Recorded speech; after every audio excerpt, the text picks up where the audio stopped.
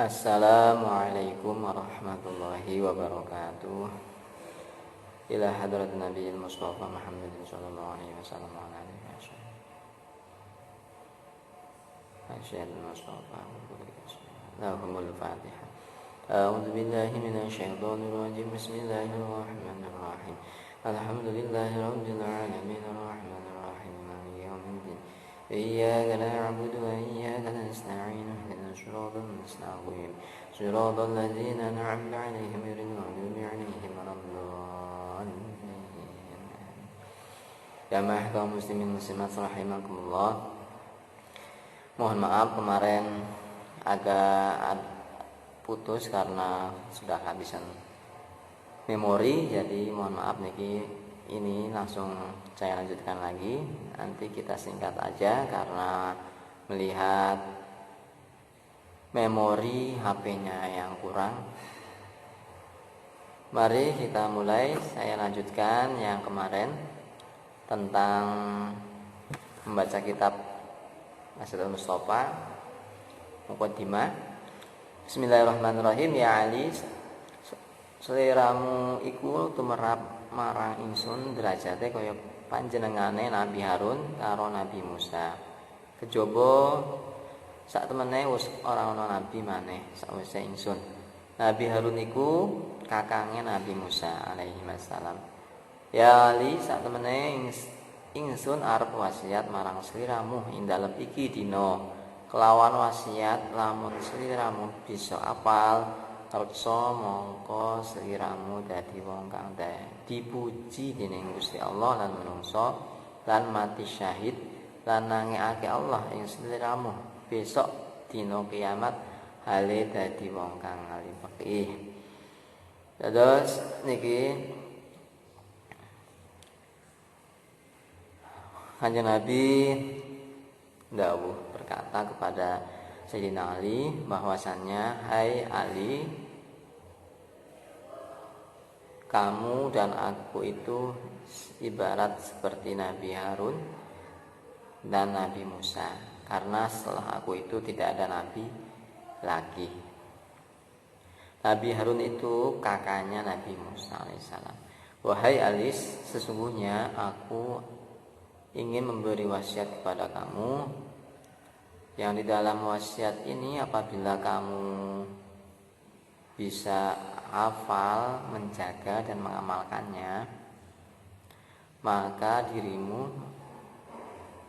kamu oleh Allah akan dipuji dan juga oleh manusia, dan besok ketika mati akan mati syahid, dan Gusti Allah membangunkan di hari pembangkitan sebagai orang yang ahli fikih atau ahli fikih.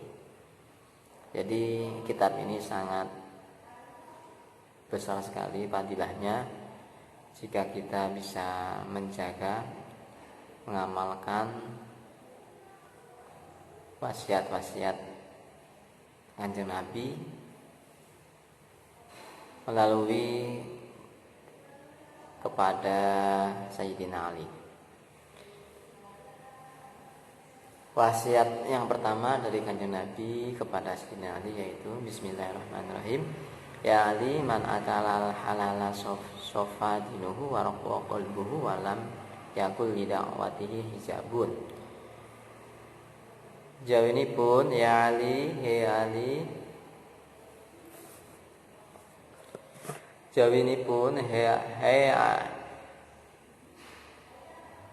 Ali, he Ali, man sapa wong akala kamangan sapa man al halala ing panganan kang halal, sofa dinuhu mongko bersih, sofa mongko bersih, op dinuhu apane dinuhu agamane man, waraqo lan tipis qalbahu apa qalbuhu atine man. Walam yakun lan ora ana iku keduwe man lidakwatihi da'ani man hijabun apa hijabun aling-aling. Jawabinipun, ya Ali, sapa wong kang mangan halal maka bersih agamane, tipis lan lemes atine, doane ora kaling-kalingan, mesti kasinamban. Jadi hadis yang pertama dari Kanjeng Nabi kepada Sayyidina Ali, yaitu Kanjeng Nabi berpesan berkata kepada Sayyidina Ali, "Wahai Ali, barang siapa yang memakan barang yang halal, maka dia akan bersih hatinya, akan bersih agamanya, akan selamat agamanya, dan tipis dan lemas, maksudnya lembut hatinya, gampang untuk menerima nasihat-nasihat kebaikan. Dan yang terakhir, Gusti Allah ngijabahi doa orang yang selalu menjaga makanan-makanan halal." Jadi doanya tidak ada aling-aling, langsung dijabah oleh Allah. Untuk memberi motivasi atau semangat kita tentang menjaga makanan halal, ada sebuah kisah cerita dari sahabat Nabi, yaitu yang bernama Abu Dujana. Ia seorang sahabat yang ketika selesai sholat langsung pulang, tidak doa dulu, tidak membaca doa. Ia pun tidak menunggu Rasulullah selesai membaca doa. Perilaku Abu Dujana ini diketahui oleh Rasulullah, sehingga suatu ketika beliau bertanya ke Abu Dujana, "Apa yang menyebabkan demikian, wahai Abu Dujana?" Abu Dujana kemudian menjawab, "Ini karena ada pohon kurma yang menjuntai di pekaranganku. Pohon ini bukan milikku, jadi aku buru-buru membersihkannya. Dan kurma itu aku berserahkan kepada pemiliknya, yakni tetanggaku, dikenal sebagai seorang tokoh munafik. Aku melakukannya tanpa sedikit pun diberi imbalan. Dan hal ini aku lakukan juga agar anak-anakku tidak memakan kurma tersebut, karena kurma itu tidak halal untukku. Tapi suatu ketika aku jumpai anakku sudah lebih dahulu bangun, dan kulihat dia tengah memakan kurma tersebut. Maka aku datangi anakku dan aku masukkan tanganku untuk mengeluarkan kurma tersebut dari mulutnya. Namun saking kencangnya anakku menangis berlinang air mata. Begitulah ya Rasulullah," jelas Abu Dujana. Mendengar kisah itu, Rasulullah Shallallahu Alaihi Wasallam menangis dan kemudian beliau memanggil tokoh munafik tersebut. Kepadanya Rasulullah berkata, "Maukah kamu jika aku minta kamu menjual pohon kurma yang kamu miliki itu? Aku akan membelinya dengan 10 kali lipat dari pohon kurma itu." Pohonnya terbuat dari batu zamrud berwarna biru, disirami dengan emas merah, tangkainya dari mutiara putih. Di situ tersedia bidadari yang cantik jelita sesuai dengan hitungan buah kurma yang ada. Begitu tawaran Nabi Shallallahu Alaihi Wasallam. Namun lelaki yang dikenal sebagai gembong munafik ini lantas menjawab dengan tegas, "Aku tak pernah berdagang dengan memakai sistem jatuh tempo. Aku tidak mau menjual apapun kecuali dengan uang kontan dan tidak pakai janji." Tiba-tiba Sayyidina Abu Bakar Siddiq radhiyallahu anhu datang. Ia lantas berkata, "Ya sudah, aku beli dengan 10 kali lipat dari harga kurma yang paling bagus di kota ini." Mendengar itu orang munafik tersebut berkata kegirangan, "Baiklah, aku jual pohon ini." Setelah sepakat, Abu Bakar menyerahkan pohon kurma kepada Abu Dujana.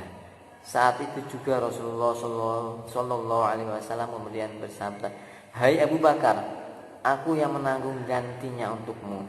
Mendengar sabda Nabi ini, Sayyidina Abu Bakar bergembira bukan main. Begitu pula Abu Dujana. Sedangkan si munafik berlalu. Ia berjalan mendatangi istrinya, lalu mengisahkan kisah yang baru saja terjadi. "Aku telah mendapat untung banyak hari ini. Aku mendapat 10 pohon kurma yang lebih bagus. Padahal kurma yang aku jual itu masih tetap berada di pekarangan rumahku. Aku tetap yang akan memakannya lebih dahulu, dan buah-buahnya pun tidak akan pernah aku berikan kepada tetangga kita itu sedikit pun." Malamnya saat si munafik tidur, terjadi peristiwa yang tidak diduga. Si munafik itu berpindah posisi Pohon kurma itu kini berdiri di atas tanah milik Abu Dujanah. Seolah-olah tak pernah sekalipun tampak pohon tersebut tumbuh di atas tanah si munafik, tempat asal pohon itu tumbuh. Rata dengan tanah. Saat terbangun pagi harinya si munafik keheranan. Kisah ini dapat kita ambil pelajaran, yakni betapa hati-hatinya sahabat Rasulullah yaitu Abu Dujanah untuk dirinya sendiri dan keluarganya dari barang haram.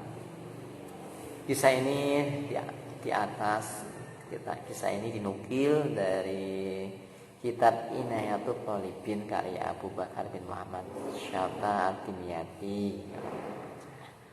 Demikian dulu jamaah rahimakumullah, sedikit mudah-mudahan ada manfaatnya.